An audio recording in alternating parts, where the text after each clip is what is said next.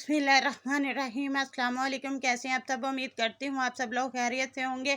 अल्हम्दुलिल्लाह मैं भी बिल्कुल ठीक हूँ। आज एक और बहुत ही मज़े की टेस्टी नूडल्स या स्पैगेटी की मैं रेसिपी लेकर आई हूँ और ये कैसे बनाई है बहुत आसान तरीके से आपको बनाना सिखाऊंगी। झटपट में स्पाइसी स्पैगेटी की रेसिपी। चलिए आइए हम अपनी रेसिपी स्टार्ट करते हैं। यहाँ पर मैंने एक कढ़ाई ली है और उस कढ़ाई को मैंने पानी से जो है ना भर लिया है कि मतलब कि यहाँ पे हमने पानी जो है वो ज़्यादा लेना है ताकि हम स्पैगेटी को अच्छे से बॉईल कर सकें। तो यहाँ पे मैंने 1 टेबलस्पून इसमें नमक ऐड कर दिया है और 2 टेबलस्पून जो है इसके अंदर मैं घी ऐड कर दूँगी। इस घी डालने से हमारी स्पैगेटी जो है वो आपस में जुड़ेगी नहीं बॉयल होते वक्त, और जब हम पानी से निकालेंगे तब भी वो साथ नहीं जुड़ेगी, बहुत अच्छे तरीके से अलग अलग हो जाएगी। तो यहाँ पे मैंने पानी जो है वो बॉयल कर लिया है, अच्छे से ये से बॉयल आने लग गया है। अब मैं इसके अंदर अपने नूडल्स जो है वो ऐड कर दूंगी। आप इसको तोड़ के भी डाल सकते हैं और इस तरीके से भी डाल सकते हैं। कढ़ाई छोटी है तो ये आसानी के साथ इसमें बॉयल हो जाएंगे। यहाँ से जैसे जैसे ये पानी में डिप होते जाएंगे ये अपने आप ही नीचे जो है ना सारे इस पानी के अंदर डिप हो जाएंगे। हमने बस आहिस्ता आहिस्ता इसको ऊपर से प्रेस करते जाना है और ये जो है नूडल्स ये अपने आप ही नीचे ये बैठ जाएंगे पानी में और ये पकना शुरू हो जाएंगे।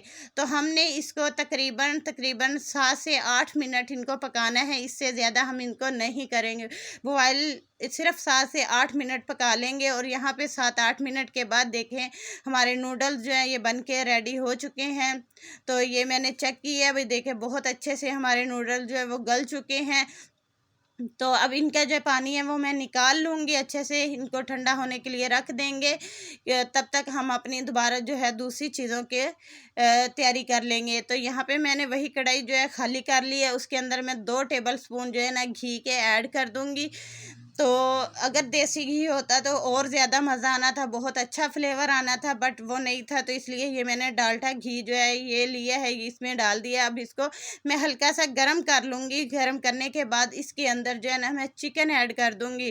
तो चिकन आप जो है ना बोनलेस भी ले सकते हैं, मेरे पास ये मिक्स था, मैंने हड्डियों से ये अलग कर लिया था और छोटे छोटे जो है ना इसके पीसेस करके तो यहाँ पे मैंने इसको अच्छे से फ्राई कर लेना है।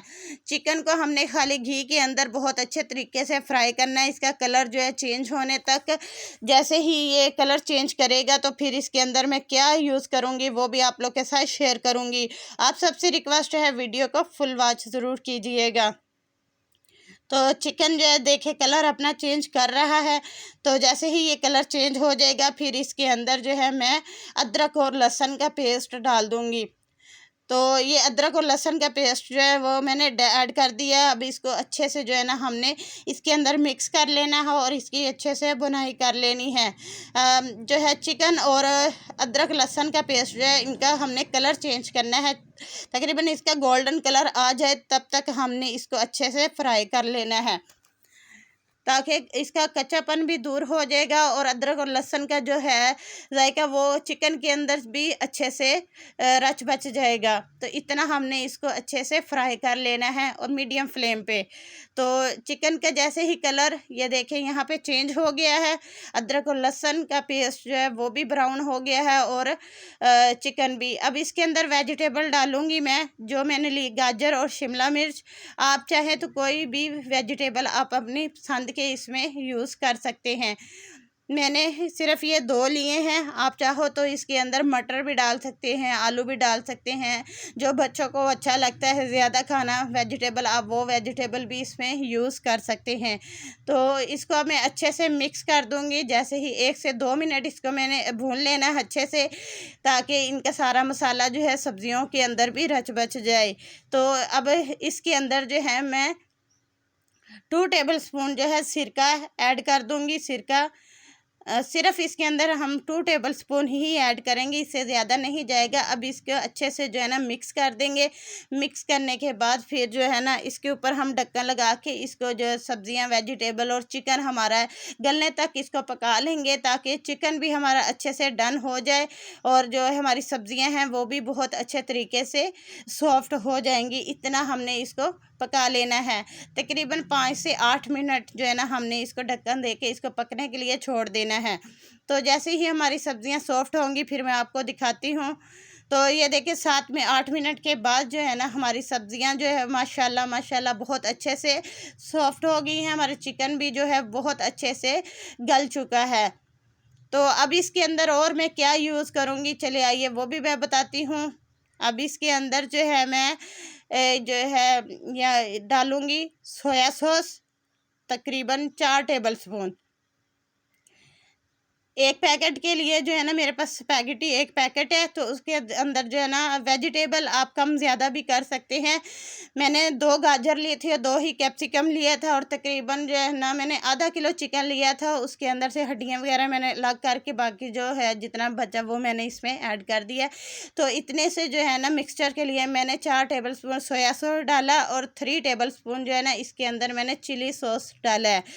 तो इसके अंदर केचप भी जाएगी, लेकिन मेरे पास केचप नहीं थी तो मैंने वो यूज़ नहीं की। आपके पास हो तो आप इस टाइम इसके अंदर जो है ना हाफ़ कप केचप का ज़रूर ऐड कीजिएगा, उससे भी फ्लेवर जो है बहुत अच्छा, बहुत ही टेस्टी आता है। ऐसे भी बहुत ही टेस्टी मज़े की ये नूडल्स बन के रेडी हुए थे। तो आप लोग केचप डालना चाहे तो ज़रूर डालें, वरना उसका भी टेस्ट बहुत लाजवाब आता है। मैंने यूज़ नहीं किया क्योंकि मेरे पास वो नहीं था।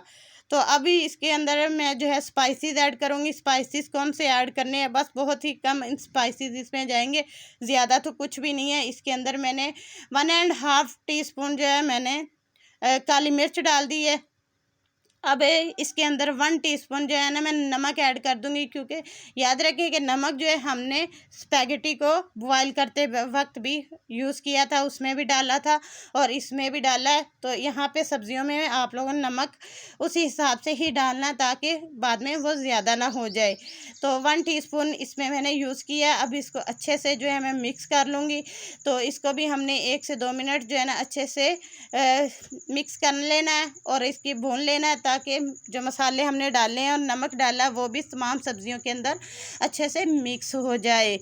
तो जैसे ही ये सब्जियां जो है हमारी इस मसाले के अंदर जब से हो जाएंगे सारा, तो फिर इसके अंदर जो है ना हमने अपने बॉयल किए हुए नूडल्स वो रख देंगे, वो डाल देंगे। ये देखिए यहाँ पे मैंने ये नूडल्स डाल दिए थे।